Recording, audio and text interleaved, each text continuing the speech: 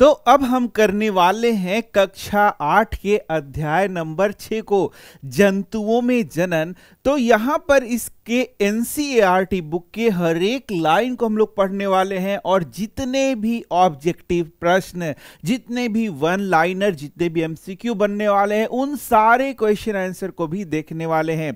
तो भाई चैप्टर का क्या नाम है? जंतुओं में जनन। जनन तो तुम जान ही चुके हो। कब जाना है तुमने? भाई कक्षा 7 में पढ़ा है कि जनन क्या है। तो जो सजीव होते हैं वे अपने ही जैसे जीवों को जन्म देते हैं। इसी प्रक्रिया को हम लोग क्या कहते हैं? जनन या रिप्रोडक्शन कहते हैं। तो रिप्रोडक्शन इन प्लांट्स हम लोगों ने कक्षा 7 में पढ़ा था। अभी हम लोग देख रहे हैं कक्षा 8 में जंतुओं में जनन। तो भाई अपने पाचन, परिसंचरण, श्वसन प्रक्रम के बारे में पिछली कक्षा में पढ़ा था। देखो ये कक्षा 10 में भी पढ़ना है, पाचन के बारे में पूरा डिटेल पढ़ना है, रक्त परिसंचरण के बारे में पढ़ना है, श्वसन के बारे में पढ़ना है। ये कक्षा 10 में भी पढ़ना है, 7 में भी काफी चीजें तुमने पढ़ा था। क्या आपको इनके विषय में याद है? ये प्रक्रम प्रत्येक जीव की उत्तरजीविता के लिए आवश्यक है। तो ये रहा हमारा पहला प्रश्न। पहला प्रश्न ये कहता है कि हमारा जो शरीर है उसको चलाने के लिए शरीर में विभिन्न प्रकार के प्रक्रम चलते रहते हैं। उस प्रक्रम को क्या कहते हैं? तो इसका उत्तर है, उसे हम जैव प्रक्रम के नाम से जानते हैं। ये वर्ड बहुत जगह तुम्हें मिलेगा और कक्षा 10 में तो ये पूरा चैप्टर ही बन जाता है। तो ये जैव प्रक्रम क्या हो गया? जैसे पाचन हम लोग बात करते हैं, श्वसन की बात करते हैं, उत्सर्जन की बात करते हैं, तो ये ऐसे प्रक्रम हैं जिसको शरीर में होना आवश्यक है। यदि वो शरीर में हो रहा है तभी तक हम जीवित हैं। जैसे ही वो बंद हो जाएगा हमारा शरीर भी क्या हो जाएगा? मृत हो जाएगा, हम भी मर जाएंगे। यानी हमारे शरीर के उत्तरजीविता के लिए कौन सा चीज आवश्यक है? इसका उत्तर है जैव प्रक्रम। समझ गए? अब आगे बढ़ते हैं। आप पौधों में जनन के प्रक्रम के विषय में पढ़ चुके हैं। बिल्कुल। जनन जाति या स्पीसीज की निरंतरता बनाए रखने के लिए आवश्यक है। देखो VVI लाइन है ये क्वेश्चन। यहां से क्वेश्चन तुमसे पूछेगा एग्जाम में कि वह कौन सा चीज है जो कि स्पीसीज या जाति के निरंतरता को बनाए रखने के लिए आवश्यक है। तो इसका उत्तर है जनन।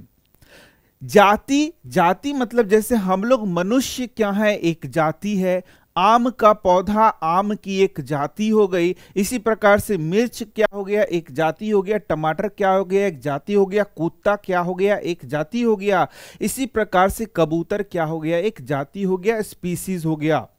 तो उसके सभी जो जीव होते हैं वो एक ही जैसे होते हैं और उनमें जनन की प्रक्रिया होती है और जनन से उसी प्रकार की संतान की उत्पत्ति होती है। जैसे हम मनुष्य हैं तो मनुष्यों में जनन होगा तो क्या बनेगा? मनुष्य ही बनेगा। और उस जो नया मनुष्य आया वह भी जनन करके फिर नया मनुष्य को पैदा करेगा, वो जनन करके नया मनुष्य को पैदा करेगा। इस प्रकार से जो जनन है वह जाति की निरंतरता को बनाए रखता है।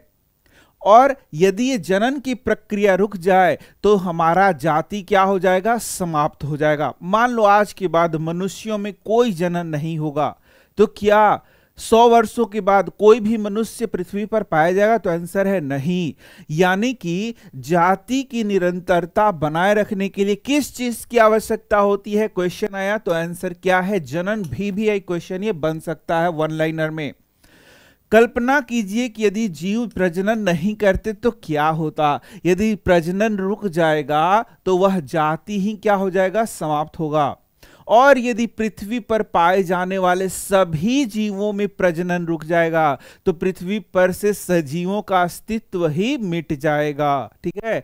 आप इस बात को मानेंगे कि जीवों में जनन का विशेष महत्व है क्योंकि यह एक जैसे जीवों में पीढ़ी दर पीढ़ी निरंतरता बनाए रखने को सुनिश्चित करता है।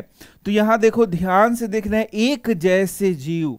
एक जैसे जीव का मतलब क्या होता है कि जनन के दौरान हमारा जैसा शारीरिक संरचना है, जैसी आदतें हैं, वैसे ही बच्चे को हम लोग जन्म देते हैं। जैसे कुत्ता का बच्चा क्या होगा, कुत्ता होगा, यानी कि उसके शरीर में कुत्ता का सारा गुण जाता है, उसी को हम लोग जनन कह रहे हैं।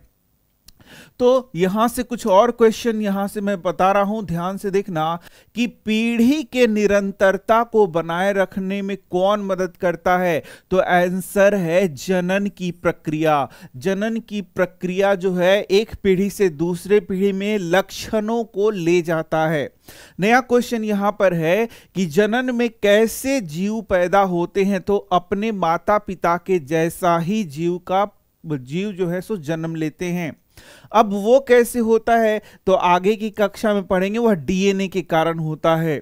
जो जनक होता है, जनक से क्या होता है, बच्चे पैदा लेते हैं, ठीक है, ठीक है, जनक से ही बच्चे पैदा लेंगे, मतलब जनक जो होगा उससे ही उसकी संतान पैदा लेगी। बच्चा नहीं कह के इसको संतान भी कह सकते हैं। तो जो संतान है उसमें किसका गुण आएगा, जनक का। तो कैसे आता है, तो डीएनए के द्वारा। किसके द्वारा आता है, डीएनए के द्वारा, डीऑक्सीराइबोन्यूक्लिक एसिड के द्वारा। इसको आगे की कक्षाओं में और पढ़ना होता है। आज पिछली कक्षा में पौधों में जनन के विषय में पढ़ चुके हैं। इस अध्याय में हम जानेंगे जंतु किस प्रकार जनन करते हैं, ये हमें देखना है। अब आ गया जनन की विधियां। जनन की विधियां तुम जानते हो कि जनन की दो विधियां हैं, एक को कहते हैं अलैंगिक जनन और एक को कहते हैं लैंगिक जनन। तो ये भी एक प्रश्न उठता है, ठीक है। चलो यहां से मैं पढ़ देता हूं क्या बोल रहा है। आपने विभिन्न जंतुओं के बच्चों का जन्म होते हुए भी देखा होगा। क्या आप बता सकते हैं कि चूजे और इल्ली कैटरपिलर किस प्रकार से जन्म लेते हैं, बिलौटे और पिल्ले का जन्म किस प्रकार होता है। क्या आप सोचते हैं कि जन्म के पूर्व ये जीव वैसे ही दिखाई देते हैं जैसे कि वह अब दिखाई देते हैं। आइए पता लगाते हैं। तो यहाँ पर बहुत सारे प्रश्न बताए गए, मतलब बहुत सारी चीजें बताई गई जिसको आगे चैप्टर में आंसर हम लोगों को मिलेगा। यहां पर दो तीन चीज हम लोग को देखने को मिल रहा है, वह है यहां देखो, ये देखो, ये जो दिख रहा है तुम्हारा बॉक्स, इसमें बताया गया दो तीन चीज जो कि शायद क्वेश्चन में कभी आ जाए, शायद ऐसा पूछेगा नहीं। जैसे मनुष्य के बच्चे को हम लोग संतति, देखो संतति का क्या मतलब है ये भी समझो। संतति का मतलब है संतान, ठीक है। जो माता पिता हैं उसका जो संतान होगा उसी को हम लोग संतति के नाम से जानते हैं, ये भी वर्ड याद रखना है। तो मनुष्य का जो संतति है उसे शिशु कहेंगे, बिल्ली का जो संतति है उसे बिलौटा कहेंगे जो अभी लिखा हुआ था। कुत्ता के बच्चे को हम लोग क्या कहते हैं, पिल्ला कहते हैं। तितली के बच्चे को हम लोग इल्ली कहते हैं या कैटरपिलर कहते हैं। मुर्गी के बच्चे को चूजा कहेंगे। गाय के बच्चे को बताना तुम की क्या कहते हैं। और मेंढक का बच्चा को टैडपोल हम लोग कहेंगे। आगे हम लोग देखेंगे कि जो बच्चे पैदा ले रहे हैं, कुछ में तो बच्चे एकदम माता पिता के जैसे ही दिखते हैं शुरू से ही। जैसे मनुष्य का जो बच्चा पैदा लेता है वो मनुष्य के जैसा ही दिखता है, बिल्ली का बच्चा भी बिल्ली के जैसा दिखेगा, गाय का बच्चा भी गाय के जैसा दिखेगा। लेकिन मेंढक का जो बच्चा होगा वह कैटरपिलर, वह क्या होता है, वह टैडपोल होता है। वह मेंढक के जैसा नहीं दिखता, वह कुछ दिनों बाद मेंढक के जैसा दिखता है। इसी प्रकार से जो तुम्हारा तितली है, तितली का जो बच्चा मान लो वह कैटरपिलर है। वह शुरू में देखोगे तो वह कीड़े के जैसा दिखेगा, लेकिन धीरे धीरे उसमें ट्रांसफॉर्मेशन होता है और फिर वह तितली का रूप ले लेता है। तो यहां से कुछ क्वेश्चंस बन रहे हैं जैसे मैंने बताया। अब बात होती है कि जनन कितने प्रकार का होता है, तो सीधा सा आंसर है, तुम सब जानते हो, जनन होता है दो प्रकार का। एक होता है अलैंगिक जनन और दूसरा क्या होता है, लैंगिक जनन। ये दो प्रकार के जनन यहां पर तुम देख सकते हो। चलो, तो पहला हो गया, यहां लैंगिक जनन बोल रहा है, दूसरा क्या है, अलैंगिक जनन। तो ये हमारा प्रश्न उठता है कि भाई जनन कितने प्रकार का होता है, तो दो प्रकार का होता है। एक को कहते हैं लैंगिक जनन और दूसरे को क्या कहते हैं, अलैंगिक जनन, ठीक है। अब बात आती है कि ये जो अलैंगिक जनन है बच्चों, ये भी बहुत प्रकार का होता है, बहुत अलग अलग प्रकार का। कक्षा 8 में, कक्षा 10 में बहुत कम प्रकार का हम लोगों को अलैंगिक जनन पढ़ाया गया है, लेकिन आगे की कक्षाओं में जाओगे तो अलैंगिक जनन को और भी प्रकार को पढ़ाया जाएगा, जैसे बर्डिंग हो गया, स्पोर फॉर्मेशन हो गया, तो ऐसे ही वेजिटेटिव प्रोपागेशन हो गया, कई चीजों को और भी पढ़ाया जाता है अलैंगिक जनन में। अब बात करें यदि लैंगिक जनन की तो लैंगिक जनन की जो प्रमुख घटना है उसमें देखोगे यहां पर कुछ कोशिकाओं का कोशिकाएं बनती हैं। जैसे हमारे शरीर में, जैसे मैं नर हूं तो मेरे शरीर में शुक्राणु नामक कोशिका का निर्माण होगा। यदि मादा है, मेरे अपोजिट क्या होगा, मनुष्य के जो नर है उसके अपोजिट क्या हो गया, मादा। उसमें क्या बनेगा, मादा यहां पर तुमको युग्मक बनेगा, तो नर युग्मक बनता है नर में, मादा युग्मक बनता है मादा में, फिर इन दोनों का मिलन होता है, ये दोनों मिलते हैं, फिर जाइगोट बनाते हैं, और यही जाइगोट फिर और बड़ा होगा तो भ्रूण बनाता है, और उसी भ्रूण से फिर शिशु का विकास होता है। तो यदि इस प्रकार से जनन होता है तो उसे हम लोग लैंगिक जनन के नाम से जानते हैं। समझ गए? आगे पूरा डिटेल पढ़ाया गया है। तो ये हो गया तुम्हारा लैंगिक जनन, जबकि अलैंगिक जनन में ये सारी प्रक्रियाएं नहीं होती हैं। चलो यहां पर देखो सारा बात बताया जा रहा है, सीधे आ गया हमारा लैंगिक जनन, क्योंकि अलैंगिक जनन यहां पर नहीं पढ़ा रहा है, अभी सीधे शुरू में ही लैंगिक जनन पढ़ाया जा रहा है। तो आ गया हमारा टॉपिक लैंगिक जनन। तो यहां पर लैंगिक जनन में क्या क्या बात बता रहा है, देखो कक्षा 7 में आपने पौधों में जनन के विषय में पढ़ा है, कक्षा 7 में जनन पढ़ा है हम लोगों ने, इसे स्मरण करने का प्रयास कीजिए। आपको याद होगा कि लैंगिक जनन करने वाले पौधों में नर और मादा जननांग होते हैं। देखो जब लैंगिक जनन होगा तो नर भाग अलग होगा, मादा भाग अलग होगा, ठीक है। क्या आप इन भागों के नाम बता सकते? तो ये कक्षा 7 की बात कर रहा है। जंतुओं में भी नर एवं मादा में विभिन्न जनन भाग अंग होते हैं, जो कि आगे हम लोग मनुष्य में पढ़ने वाले हैं। पौधों की ही तरह जंतु भी नर एवं मादा युग्मक बनाते हैं। ये आ गया हमारा पहला क्वेश्चन। क्या क्वेश्चन बोल रहा है कि जब भी लैंगिक जनन होता है तो कुछ विशेष प्रकार की कोशिकाएं बनती हैं, जिसके मिलने से शिशु का निर्माण होगा, बच्चे का निर्माण होगा। उन कोशिकाओं को क्या कहते हैं? तो उन्हें युग्मक कहते हैं। क्या बोलते हैं? युग्मक। अब यहां से एक और मैं क्वेश्चन बता रहा हूं, नर में कौन सा युग्मक बनता है? तो इसका उत्तर है नर युग्मक बनता है। जैसे तुमने शुक्राणु नाम सुना होगा, तो जो शुक्राणु है वह क्या होता है? नर युग्मक। फिर एक क्वेश्चन आएगा, मादा में क्या बनता है?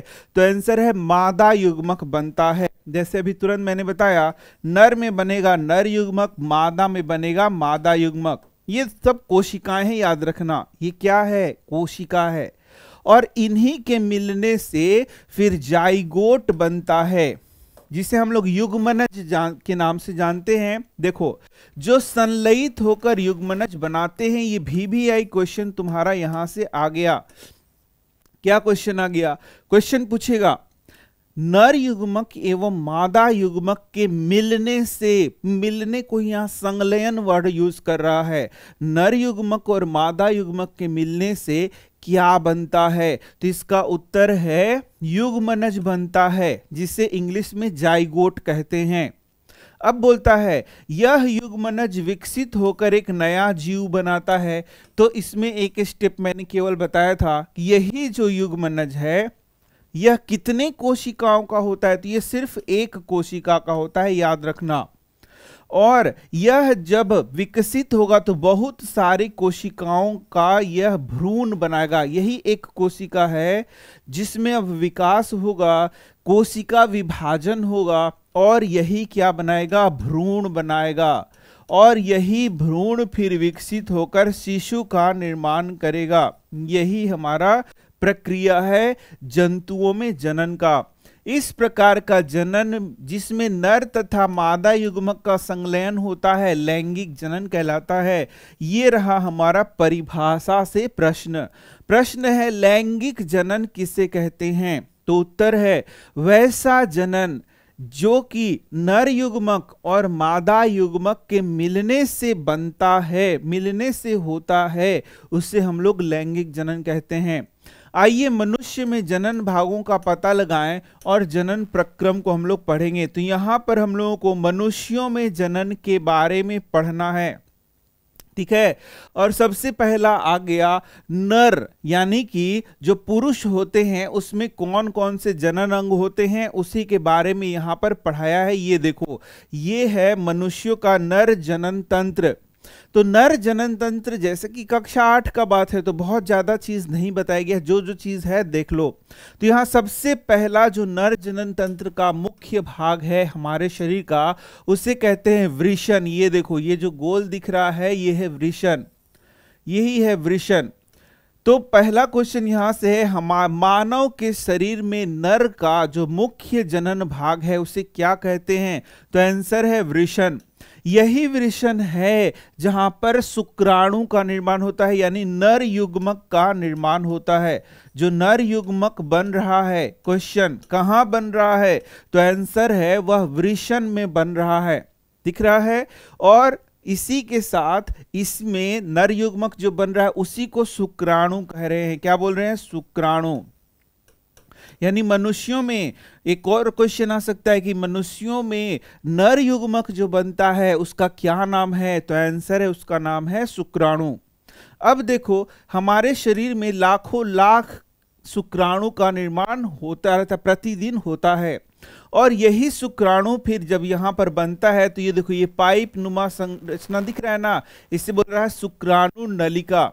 इसी शुक्राणु नलिका से होते हुए आगे की ओर आता है। और ये देखो, ये है शिश्न, और ये शिश्न, और इसी को यही सी में है ये मूत्र मार्ग। ये जो पाइप दिख रहा है इसी को क्या कहते हैं? मूत्र मार्ग। और इसी मूत्र मार्ग से ये शुक्राणु बाहर निकलता है और फिर मादा के शरीर में प्रवेश कर सकता है, जिसके बाद ये शुक्राणु किससे मिलेगा? मादा के शरीर के अंदर अंडाणु से मिलेगा। और फिर दोनों मिलेगा यदि, तो उसी से शिशु का निर्माण होगा। तो ये कुछ सिंपल वर्ड्स लिखे गए हैं, कुछ खास यहां पर तुम लोगों को नहीं बताया गया है। चलो, इसमें क्या क्या क्वेश्चन बन रहा है देखते चलते हैं। नर जनन अंगों में एक जोड़ा वृषण होता है। यहां से क्वेश्चन है कि वृषण कितना होता है? तो 2 होता है। 2 शुक्राणु नलिका होता है तथा 1 शिश्न होता है। शुक्राणु नलिका भी कितना होगा? 2। और शिश्न कितना है? 1। वृषण नर युग्मक उत्पन्न करते हैं जिन्हें शुक्राणु कहते हैं। ये रहा हमारा क्वेश्चन जो मैंने बताया था कि वृषण में क्या बनता है? तो शुक्राणु बनता है जो कि नर युग्मक होता है। वृषण लाखों शुक्राणु उत्पन्न करता है प्रतिदिन। देखिए, जिसमें शुक्राणु का चित्र दिखाया गया, शुक्राणु दिखा रहा हूं मैं। शुक्राणु यद्यपि बहुत सूक्ष्म होते हैं, पर प्रत्येक में एक सिर, एक मध्य भाग एवं एक पूंछ होती है। ये रहा एक और VVI क्वेश्चन, बोलेगा जो शुक्राणु है उसमें कितने भाग होते हैं? तो 3 भाग होते हैं। एक सिर होता है, दूसरा मध्य भाग होता है, और तीसरा क्या होता है? पूंछ। क्या शुक्राणु एकल कोशिका जैसे प्रतीत होते हैं? तो उत्तर है हाँ, शुक्राणु एक कोशिका है। वास्तव में हर शुक्राणु में कोशिका के सामान्य संघटक पाए जाते हैं, और शुक्राणु में ही क्या पाया जाता है? DNA पाया जाएगा। किसका DNA? नर वाला DNA, ठीक है। जिससे कि वह DNA फिर उसके बच्चे में जाएगा और उसका बच्चा अपने माता पिता के जैसा होगा। तो ये देखो, यही है शुक्राणु, यही है इसका सिर, ये है इसका मध्य भाग, और ये है इसका पूंछ। एकदम अच्छे से याद रखना है, 3 भाग होते हैं। चलो आगे हम आएंगे तो मादा जनन अंग देखने को मिलेगा। तो यही है मादा जनन अंग। इसमें सबसे मुख्य भाग क्या है? अंडाशय। इसी अंडाशय में अंडाणु का निर्माण होगा। अंड या अंडाणु का निर्माण होता है कहां पर? यहां अंडाशय में। अब देखोगे, इसमें ये जो भाग है इसे बोलते हैं अंडवाहिका, और ये जो भाग है इसमें बोलते हैं गर्भाशय। देखो कहां कहां से क्वेश्चन आएगा। क्वेश्चन पूछेगा कि जो शिशु का विकास होता है वो कहां होता है? तो आंसर है गर्भाशय के दीवार में होता है या गर्भाशय में होता है। फिर क्वेश्चन पूछेगा, अंडाशय से जो अंडाणु निकलता है या अंड कोशिका निकलता है जिसे मादा युग्मक कहते हैं, वह कहां से होकर के जाता है? तो अंडवाहिनी से होकर के जाता है। ये सारा प्रश्न यहां से तुम्हें देखने को मिलेगा। बात फिर से वहीं आ रहा है कि मादा जननांगों में एक जोड़ी अंडाशय है। कितना अंडाशय है ये क्वेश्चन पूछेगा, तो 2 अंडाशय है, 2 अंडवाहिका है, जिसे डिंब वाहिनी भी कहते हैं। क्वेश्चन पूछेगा डिंब वाहिनी किसे कहते हैं? तो ये जो पाइप जैसा संरचना है इसे ही डिंब वाहिनी या अंडवाहिनी कहते हैं या फेलोपियन ट्यूब कहते हैं। एक गर्भाशय है, दिख सकता है, दिख रहे हो तुम्हें। अंडाशय में बोलेगा कि जो अंडाशय है मादा युग्मक उत्पन्न करता है, जिसे अंडाणु या फिर डिंब कहते हैं। मादा युग्मक को क्या कहा जाता है? डिंब कहा जाता है या फिर अंडाणु कहा जाता है। ठीक है ना, यहां देखो, यहां पर लिखा हुआ है, क्या बोल रहा है? मानव स्त्रियों में प्रति मास दोनों अंडाशयों में से किसी एक अंडाशय में से एक विकसित अंडाणु अथवा डिंब का निर्मोचन अंडवाहिनी में होता है। देखो यहां से काफी सारे क्वेश्चन बन रहे हैं। क्या होता है कि ये जो अंडाशय होता है, 2 अंडाशय हैं, लेकिन प्रति महीना जो मादा होती है उसमें सिर्फ एक अंडाशय से अंडवाहिक जो अंड का निषेचन हो, मतलब अंड जो है या फिर बोलेंगे अंड कोशिका है या डिंब कोशिका है, वह निकलता है। नहीं समझ में आया? फिर से देख लो, क्या मैं बोला कि प्रति माह क्या होता है, या तो इस अंडाशय से या तो इस अंडाशय से एक अंडाणु निकलता है, या तो इधर से निकलेगा, मान लो एक महीना इधर से निकला तो दूसरे महीना इधर से निकलेगा, यही समझना है। तो यहीं से क्वेश्चन तुमसे पूछेगा कि प्रति महीना कितना अंडाणु बनता है? तो आंसर है 1 अंडाणु बनता है। फिर क्वेश्चन पूछेगा क्या दोनों अंडाशय से अंडाणु का निर्माण होता है प्रति महीना? तो आंसर है नहीं, या तो इस अंडाणु से होगा या तो इस अंडाशय से होगा या तो इस अंडाशय से अंडाणु का निर्माण होगा। फिर प्रश्न पूछेगा अंडाणु निकलने के बाद कहां आता है? तो आंसर है कि यह अंडवाहिनी में आता है या फिर डिंब वाहिनी में प्रवेश करता है। चलो, गर्भाशय का वह भाग जहां शिशु का विकास होता है उसे क्या कहते हैं? जल्दी से बता दो। तो उसे हम गर्भाशय कहते हैं। शुक्राणु की तरह अंडाणु भी एकल कोशिका है, ये भी VVI क्वेश्चन है। ये देखो, ये है हमारा अंडाणु, देख सकते हो, ये देखो मानव अंडाणु है, मनुष्य का अंडाणु है जो कि एक कोशिका है। ठीक है, ये भी एक कोशिका है।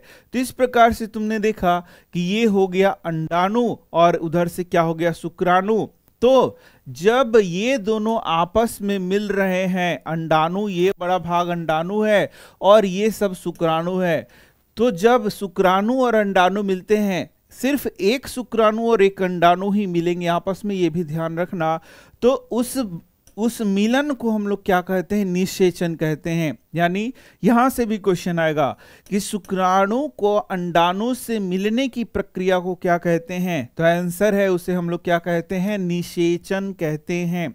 ये सब बहुत इंपॉर्टेंट क्वेश्चन है। यहां से देखो निषेचन आ रहा है कि जनन प्रक्रम का पहला चरण जिसमें शुक्राणु और अंडाणु का संलयन है उसे क्या कहते हैं? तो आंसर उसे निषेचन कहते हैं। जब शुक्राणु अंडाणु के संपर्क में आते हैं तो इनमें से एक शुक्राणु अंडाणु के साथ संलयित हो जाता है। शुक्राणु और अंडाणु का संलयन क्या कहलाता है? तो आंसर है इसे हम लोग निषेचन कहते हैं। निषेचन के समय शुक्राणु और अंडाणु संलयित होकर एक हो जाते हैं। निषेचन के परिणाम स्वरूप क्या बनता है? तो अभी मैंने बताया था, युग्मनज बनता है या जाइगोट बनता है। तो ये सारे VVI क्वेश्चन यहां पर तुम देख सकते हो। यहां देखो कैसे युग्मनज का निर्माण हो रहा है। क्या आपको जानकारी थी कि एक युग्मनज एक नई व्यष्टि का प्रारंभ है? ये भी क्वेश्चन यहां से तुम्हारा बनता है। हमने क्या देखा कि जो शुक्राणु है अंडाणु से मिल रहा है और इससे जाइगोट बन रहा है, युग्मनज बन रहा है और इसी से बच्चे का विकास होता है। यही फिर क्या बना देता है? भ्रूण बनाता है और वही भ्रूण फिर शिशु का विकास करता है। तो सोचो क्या कि हमारा जो जन्म हुआ है वह कैसे हुआ है? शुक्राणु और अंडाणु के मिलने से बना है हुआ है, लेकिन जो हमारा विकास हुआ है वह इस एक कोशिका से सिर्फ हुआ है। यही एक कोशिका का सबसे शुरू में निर्माण हुआ था और इसी एक कोशिका विभाजन होता चला गया और आज हमारा ये शरीर तुम्हें देखने को मिल रहा है। तो वही बोल रहा है कि एक युग्मनज एक व्यष्टि का प्रारंभ है। व्यष्टि मतलब क्या होता है, ये भी क्वेश्चन बनता है। तो एक जीव को व्यष्टि कहते हैं। जैसे मैं एक सिंगल जीव हूं तो मैं क्या हूं, एक व्यष्टि हूं। और मेरा निर्माण किससे हुआ है, तो एक कोशिका जिसे युग्मनज कह रहे हैं उससे हुआ है। पूरा मेरा शरीर इसी युग्मनज से बना है। निषेचन के प्रक्रम में मां के अंडाणु और पिता के शुक्राणु का संयोजन होता है। अतः नई संतति में कुछ लक्षण अपने माता तथा कुछ लक्षण अपने पिता से वंशानुगत होते हैं। ये भी क्वेश्चन है तुम्हारा।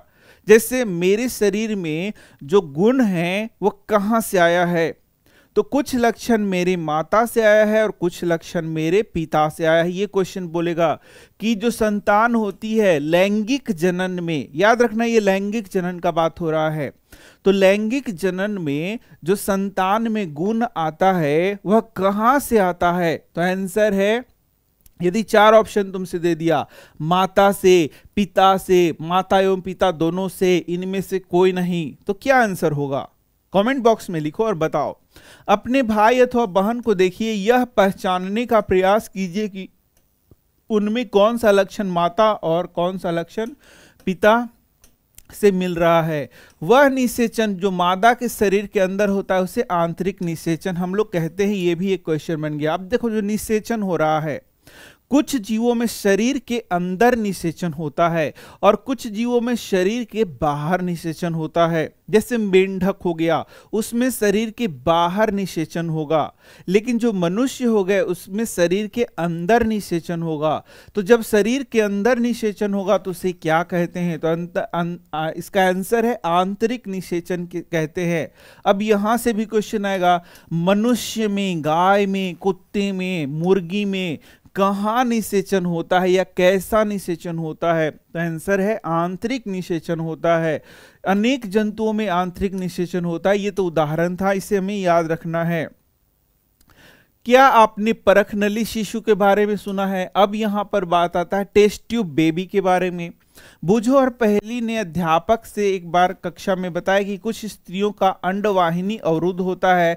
ऐसी स्त्रियां शिशु उत्पन्न करने में असमर्थ होती हैं क्योंकि निषेचन के लिए शुक्राणु मार्ग अवरुद्ध होने के कारण अंडाणु तक नहीं पहुंच पाते। ऐसी स्थिति में डॉक्टर क्या करेगा कि एक नया तरीका अपनाएगा। देखो क्या हो रहा है यहाँ चित्र में, जैसे तुम्हें मैंने बताया, यहाँ देखो क्या हो रहा है। समझने का बात यह है कि जब अंडाणु निकलता है तो यहां पर आएगा, कहां से कहां आएगा, तो वो जो है सो अंडाशय से निकलने के बाद ये अंडाणु आगे की ओर आएगा, ये इस प्रकार से आगे की ओर आएगा। अब मान लो किसी कारण से ये रास्ता अवरुद्ध है और शुक्राणु यहां पर पहुंचता है, ये देखो शुक्राणु, तो शुक्राणु इस अंडाणु से नहीं मिल पाएगा। और यदि शुक्राणु अंडाणु से मिल नहीं पाएगा तो फिर निषेचन की प्रक्रिया नहीं होगी। यहां एक और क्वेश्चन याद रखो कि जो निषेचन होता है वह कहां होता है, तो वह यही अंडवाहिका में, अंडवाहिनी में, फैलोपियन ट्यूब में, या जो भी इसका नाम तुम सोचो, वो मतलब जो अलग अलग नाम बताए गए हैं इस नली के, उसी में होता है। यानी इसका निषेचन का होता है अंडवाहिनी में। तो वही बोल रहा है कि यहां पर यदि किसी कारण से वो रास्ता क्या है, अवरुद्ध है, तो डॉक्टर्स क्या करते हैं कि ताजा अंडाणु एवं शुक्राणु को एकत्र करते हैं माता एवं पिता से और उचित माध्यम में कुछ घंटों के लिए एक साथ रखते हैं, जिससे कि उनमें निषेचन हो सके, जिसे IVF अथवा इन विट्रो निषेचन कहते हैं। यहां से एक और VVI क्वेश्चन है। सबसे पहला तो क्वेश्चन है IVF का फुल फॉर्म क्या है, तो आंसर है इसका फुल फॉर्म है in vitro fertilisation, in vitro निषेचन। दूसरा क्वेश्चन, इन विट्रो निषेचन कहां कराया जाता है, तो आंसर है शरीर के बाहर होता है। ठीक है, याद रखना इन विट्रो कहां होता है, शरीर के बाहर होता है। तो यहां तुमने जैसे देखा कि शरीर के बाहर, शरीर के बाहर, जैसे कि नर है और मादा है, दोनों जो तुम्हारा शुक्राणु है, अंडाणु, उसको बाहर लाया जाएगा और फिर निषेचन का काम किया जाएगा। अगर निषेचन हो जाता है तो युग्मनज को लगभग 1 सप्ताह तक विकसित किया जाता है, जिसके पश्चात उसे माता के गर्भाशय में स्थापित कर दिया जाता है, जिससे कि फिर शिशु का विकास होता है। ठीक है, तो इसे हम लोग क्या कहते हैं, इसे ही आईवीएफ कहेंगे। आईवीएफ नहीं, मतलब टेस्ट ट्यूब बेबी, इस तरीके से कहो कि ये टेस्ट ट्यूब बेबी का पूरा प्रक्रिया हो गया। माता के गर्भाशय में पूर्ण विकास होता है तथा शिशु का जन्म सामान्य शिशु की तरह ही होता है। ये भी क्वेश्चन पूछेगा कि टेस्ट ट्यूब बेबी में बच्चे का निर्माण कैसा होता है, तो बोलेंगे सामान्य बच्चे की तरह ही उसका निर्माण होता है, केवल फर्टिलाइजेशन शरीर के बाहर कराया जाता है, यानी निषेचन शरीर के बाहर कराया जाता है। इस तकनीक द्वारा जन्मे बच्चे को क्या कहते हैं, परख नली शिशु कहते हैं। यह एक मिथ्या नाम है क्योंकि शिशु का विकास परख नली में नहीं होता। अब ऐसा मत समझना कि कोई जो शिशु है वो सीसा के परख नली में बन रहा है, उसे टेस्ट ट्यूब बेबी कहते हैं, तो ऐसी बात नहीं है, यहाँ क्लियर लिखा हुआ है। आपको यह जानकर आश्चर्य होगा कि अनेक जंतुओं में निषेचन की क्रिया मादा शरीर के अंदर नहीं बल्कि बाहर होती है और उसके लिए जल की आवश्यकता होती है, तो वही यहां पर तुम्हें बता रहा है। वसंत अथवा वर्षा ऋतु में मेंढक या टोड पोखर, तालाब और मंद गति से बहते झरने की ओर जाते हैं। जब देखो यहां पर यही दिखा रहा है, बाह्य निषेचन को दिखा रहा है, मेंढक के अंडे को यहां दिखाया जा रहा है। मादा जैसे ही अंडे देती है, नर उस पर शुक्राणु छोड़ देता है। देखो, मादा शरीर के बाहर अंडे देती है और नर शरीर के बाहर शुक्राणु छोड़ता है, तो बाहर ही दोनों का निषेचन होगा। प्रत्येक शुक्राणु अपनी लंबी पूंछ की सहायता से जल में इधर उधर तैरते रहते हैं। शुक्राणु अंड कोशिका के संपर्क में आते हैं, जिसके फलस्वरूप निषेचन होता है। इस प्रकार का निषेचन, जिसमें नर एवं मादा युग्मक का संलयन मादा शरीर के बाहर होता है, उसे हम लोग बाह्य निषेचन कहते हैं। यही देखो यहाँ पर दूसरा बात प्रश्न आ गया कि जब शरीर के बाहर निषेचन की प्रक्रिया होती है तो उसे क्या कहते हैं, तो आंसर है उसे हम लोग बाह्य निषेचन कहते हैं, एक्सटर्नल फर्टिलाइजेशन कहते हैं। अब जैसे उदाहरण याद रखना है, मछली है, स्टारफिश है और फिर मेंढक है, टोड है, इसमें कैसा निषेचन होता है, भी क्वेश्चन आ सकता है, तो आंसर है इसमें बाह्य निषेचन होता है। आगे अब बढ़ते हैं हम लोग। अब आगे हम लोग देखेंगे कि यहाँ पर कुछ और बात यहाँ लिख दिया है, तो उसको ही पढ़ लेते हैं। यद्यपि यह जंतु सैकड़ों अंडे देते हैं तथा लाखों शुक्राणु निर्मोचित करते हैं, सारे अंडों का निषेचन नहीं होता और वह नया जीव नहीं बना पाते, ये भी ध्यान देना है। इसका कारण यह है कि अंडे एवं शुक्राणु निरंतर जल में की गति, वायु एवं वर्षा के प्रभावित अनावरित होते रहते हैं। इसका मतलब जितना अंडा है, शुक्राणु उससे कई गुना ज्यादा होता है, लेकिन फिर भी सभी अंडे का निषेचन नहीं होता है। तालाब में दूसरे ऐसे जंतु भी होते हैं जो इन अंडों को खा जाते हैं, ये भी होता है। अतः अंड कोशिकाओं एवं शुक्राणुओं का बड़ी संख्या में उत्पन्न होना आवश्यक है ताकि उनमें से कुछ का निषेचन सुनिश्चित किया जा सके। यही कारण है कि हम लोग देखते हैं कि बहुत ज्यादा मात्रा में ये जो जीव है वो अंडे देते हैं और उससे भी कई गुना ज्यादा शुक्राणु का निर्माण होता है। तो ये सब बातें यहां पर बताई गई हैं। तो हमारा नेक्स्ट टॉपिक है भ्रूण का परिवर्धन। तो निषेचन के परिणाम स्वरूप क्या बनता है, जैसे मैंने बताया, तो निषेचन के बाद युग्मनज बनता है।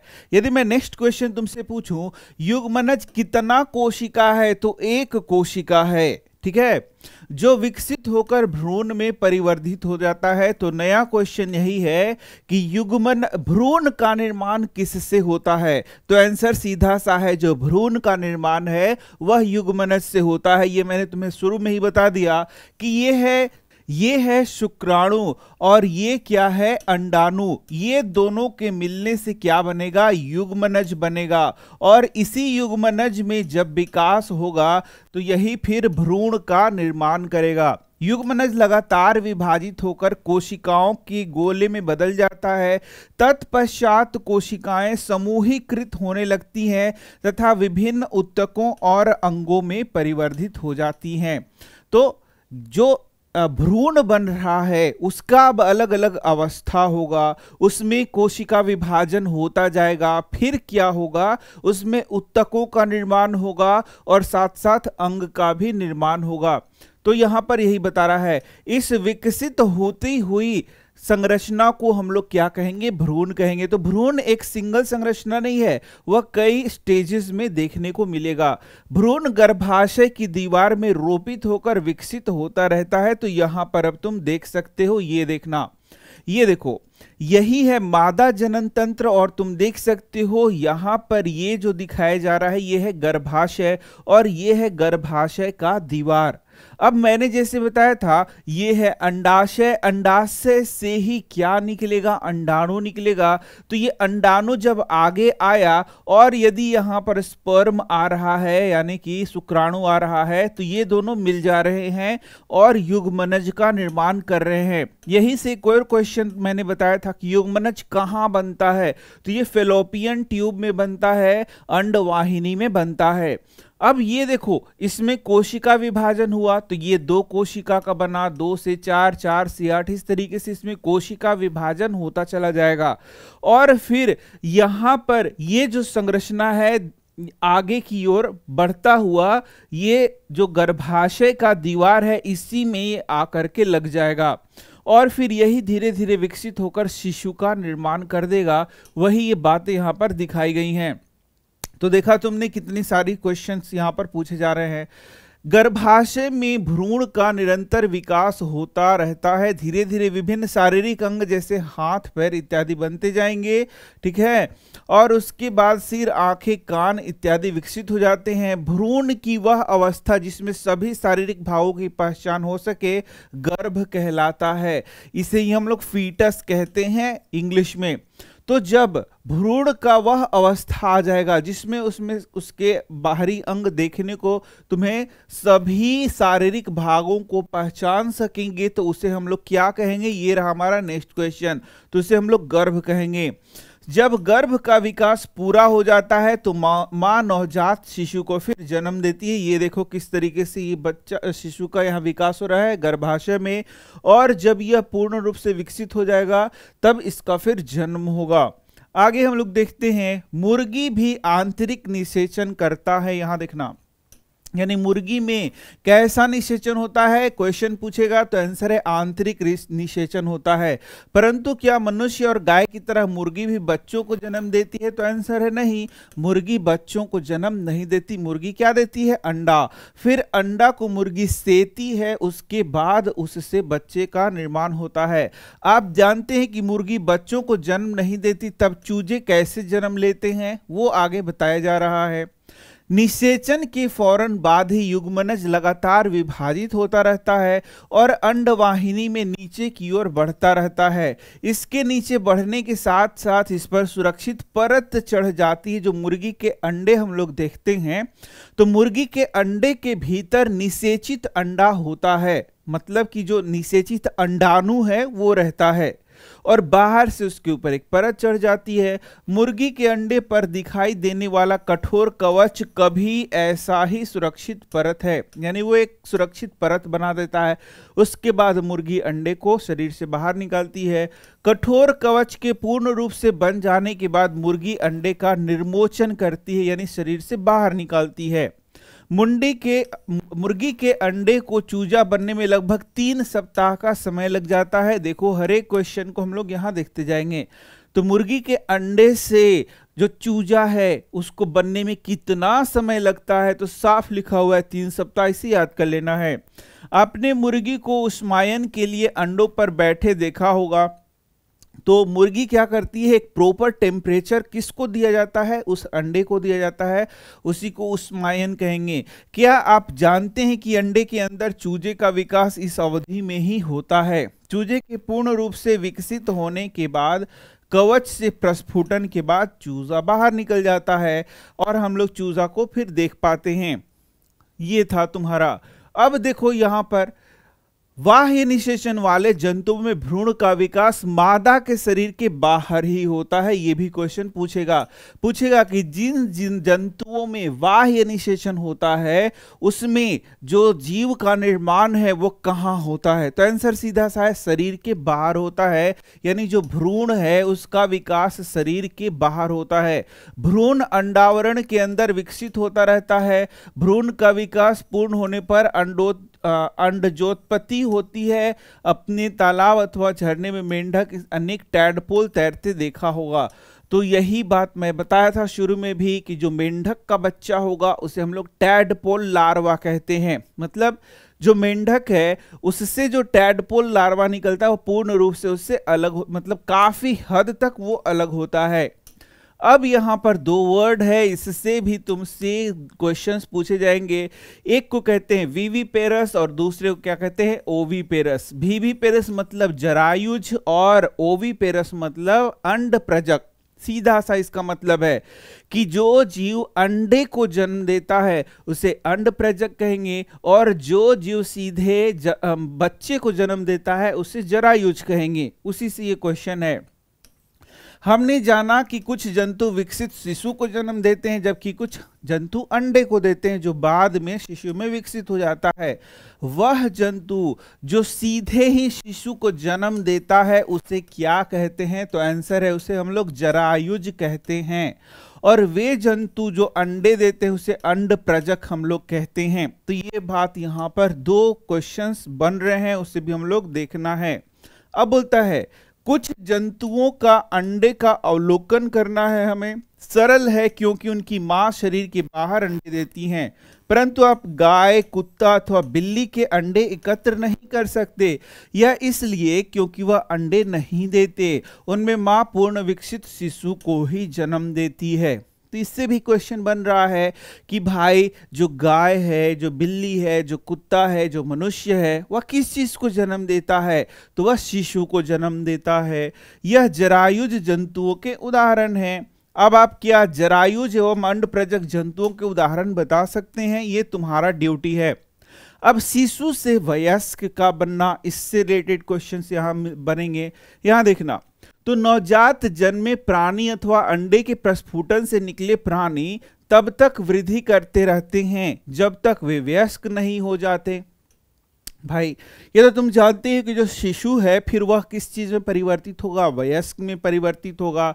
तो वही यहां बोल रहा है कुछ जंतुओं में नवजात जंतु वयस्क से बिल्कुल अलग दिखाई पड़ सकते हैं। मेंढक के जीवन चक्र का चित्र जैसे दिखाया गया है, तो यहां से भी क्वेश्चन बनता है जो मेंढक है उसका जो शिशु है क्या मेंढक के जैसा होता है, तो आंसर है नहीं, वह बिल्कुल अलग होता है। मेंढक में अंडे से प्रारंभ करके वयस्क बनने की विभिन्न अवस्थाओं का प्रेक्षण कीजिए। हम 3 स्पष्ट अवस्थाओं अथवा चरणों को देख पाते हैं।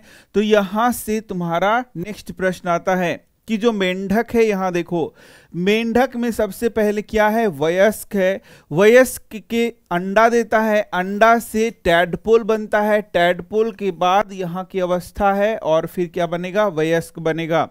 तो इस तरीके से देख सकते हो जो मेंढक है वह बच्चे के रूप में किसको जन्म देगा, मतलब वो बच्चा नहीं जन्म देगा बल्कि अंडे को देगा। तो ये हो गया अंडा, और उस अंडे से क्या बनता है, टैडपोल बनता है, और उसमें फिर ट्रांसफॉर्मेशन होता है, उसका शरीर में काफी सारे परिवर्तन होते हैं धीरे धीरे करके, और उससे फिर वयस्क मेंढक का निर्माण होता है।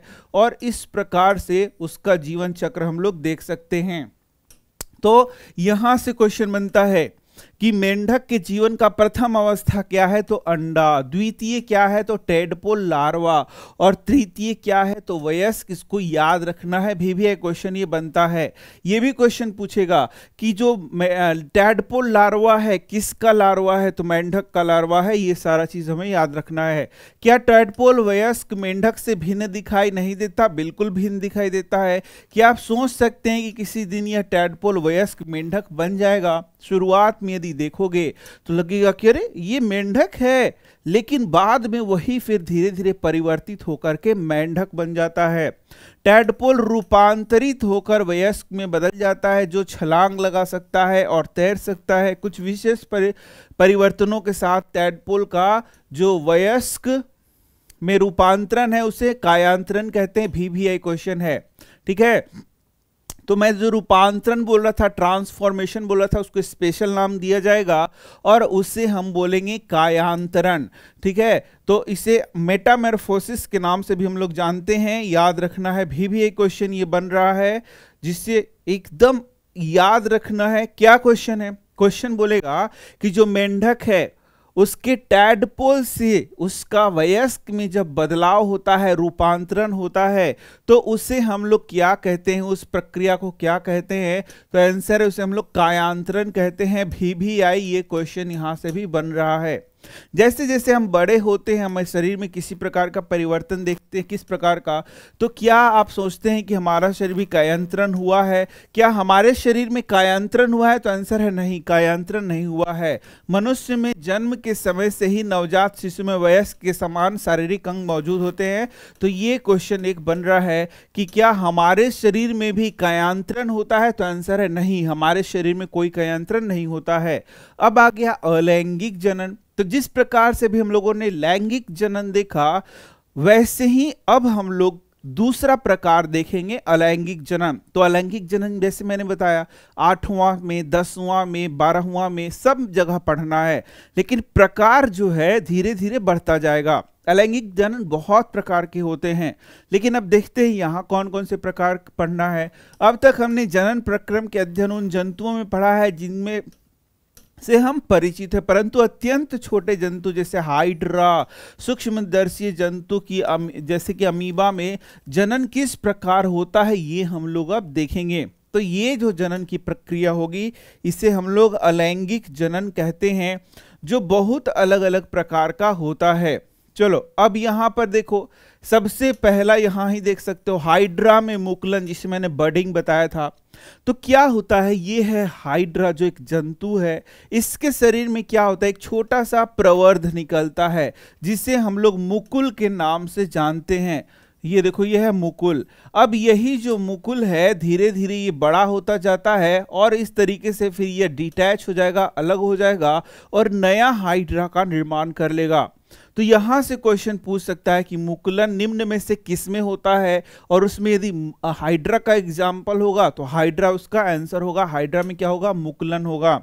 आगे देखो, प्रत्येक हाइड्रा में एक या अधिक उभार दिखाई दे सकते हैं। यह उभार विकसित होते और नए जीव हैं जिन्हें मुकुल कहते हैं। तो जो हाइड्रा है उसके शरीर में क्या होगा, कुछ उभार देखने को मिलेगा और यही उभार जो है फिर धीरे धीरे क्या होगा, विकसित हो जाएगा और जब ये डिटैच हो जाता है तो फिर नए हाइड्रा का निर्माण करता है। तो ये उभार को क्या कहते हैं, ये क्वेश्चन पूछेगा तो इसे हम लोग मुकुल कहते हैं। इसी तरीके से यीस्ट जो है उसमें भी मुकुलन के द्वारा प्रजनन को देखा जा सकता है, उसमें भी मुकुल दिखाई देते हैं। हाइड्रा में भी एक एकल जनक से निकलने वाले ऊर्ध्व से नए जीव का विकास होता है। इस प्रकार के जनन को, जिसमें केवल एक ही जनक नए जीव को जन्म देता है, उसे अलैंगिक जनन कहते हैं। ये भी यहां से अब आ गया डेफिनेशन कि भाई अलैंगिक जनन किसे कहते हैं। तो जनन का वैसा विधि जिसमें एकल जनक के द्वारा नए संतति की उत्पत्ति होती है उसे हम लोग क्या बोलेंगे, अलैंगिक जनन बोलेंगे। हाइड्रा में मुकुल के द्वारा जीव विकसित होता है, इसलिए इस प्रकार के जनन को मुकुलन कहते हैं। तो मुकुलन के द्वारा किस में जनन हो रहा है, तो हाइड्रा में हो रहा है, ईस्ट में हो रहा है, ये बात है। अब एक और तुम्हारे दिमाग में प्रश्न हो रहा होगा कि क्या सर हाइड्रा में सिर्फ मुकुलन के द्वारा जन्म होता है, तो आंसर है नहीं, हाइड्रा में भी अलग अलग प्रकार से जनन होता है जिसमें एक है मुकुलन। अलैंगिक जनन की अन्य विधि अमीबा में दिखाई देती है। यहां देख सकते हो अमीबा को दिखाया गया है। तो अमीबा में सिंपली क्या होता है, एक कोशिका होता है, इसी कोशिका में विभाजन होगा और इस विभाजन के दौरान एक कोशिका से दो नए कोशिका का निर्माण होगा। ये भी क्वेश्चन के रूप में याद रखना, इसीलिए इसे कहते हैं द्विखंडन। सीधे से याद रखो, यानी कि बाइनरी फिजन। तो अमीबा में जो अलैंगिक जनन होता है उसे क्या कहते हैं, तो आंसर है द्विखंडन कहते हैं। ठीक है, आप अमीबा की संरचना में विषय में पढ़ चुके हैं, आपको स्मरण हुआ कि अमीबा कैसा जीव है, यह भी क्वेश्चन है। तो अमीबा एक कोशिकीय जीव है। इसके केंद्रक दो भागों में शुरू में विभाजित हो जाएगा और इसके बाद कोशिका भी दो भागों में बट जाएगा। ये भी क्वेश्चन पूछ सकता है, पूछेगा कि जब एक अमीबा से दो अमीबा बन रहे होते हैं तो सबसे पहले किसका विभाजन होता है, तो इसका आंसर है उसके केंद्रक का विभाजन होता है। सबसे पहले एक केंद्रक से दो केंद्रक बनेगा और फिर वो कोशिका पूर्ण रूप से विभाजित हो जाएगा, जिसके प्रत्येक भाग में केंद्रक होता है। परिणाम स्वरूप एक जनक से दो अमीबा बनते हैं, ये याद रखना। ये भी क्वेश्चन पूछेगा कि प्रजनन के दौरान एक अमीबा से कितना अमीबा बनेगा, 2, 3, 4, 5 ऐसे पूछ देगा। तो आंसर है हमेशा 2, केवल 2। ठीक है, इस प्रकार के लैंगिक जनन जिसमें जीव विभाजित होकर दो संतति उत्पन्न करेंगे उसे द्विखंडन कहेंगे, बाइनरी फिजन कहेंगे, याद रखना। तो यहां से भी क्वेश्चन पूछेगा कि अमीबा में कैसा जनन होता है, तो द्विखंडन होता है। मुकुलन एवं द्विखंडन के अतिरिक्त कुछ अन्य विधियां भी हैं जिनके द्वारा एकल जीव मतलब नए जीव को उत्पत्ति किया जाता है, यानी बहुत सारी विधियां हैं जैसे मैंने तुम्हें बता दिया। अब आ जाती है डॉली की कहानी और ये है क्लोन। यहां से समझना है कि क्लोन क्या होता है। तो क्लोन का मतलब होता है कि जब एग्जैक्टली सेम, एग्जैक्टली एकदम जनक के जैसा ही उसका संतान हो तो उसे हम लोग क्लोन के नाम से जानते हैं।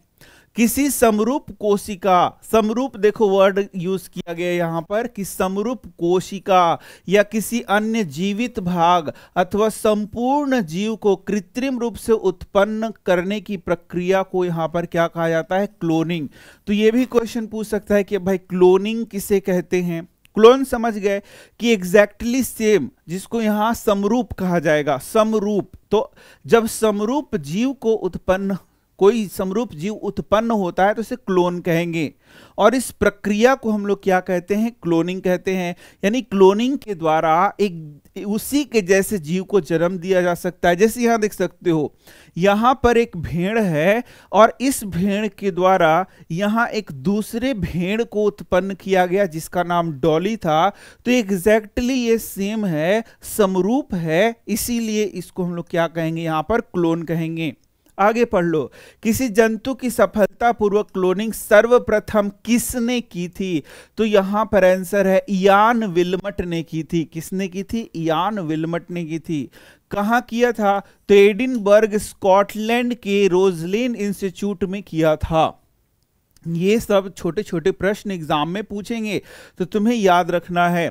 उन्होंने एक भेड़ को क्लोन किया जिसका नाम डॉली था। तो ये भी क्वेश्चन है कि सर्वप्रथम किसका क्लोनिंग किया गया, तो आंसर है डॉली का क्लोनिंग किया गया था। डॉली क्या है, तो डॉली एक भेड़ है जिसका क्लोनिंग किया गया था।